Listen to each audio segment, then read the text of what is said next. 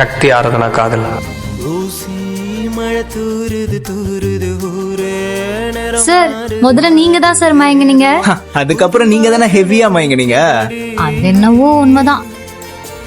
காதல் தலக்கேறுது ஏறுது வேறா சொகூருது ஊருது ஜோரா அது வேலைய காட்டுதடி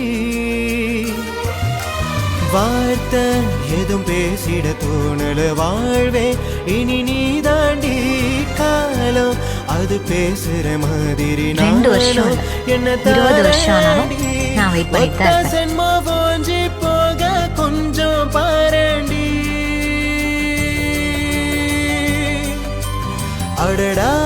உன்னை அவ ஈஸியாலாம் விட்டுட மாட்டேன்னு சொன்ன மாதிரி இருந்துச்சு.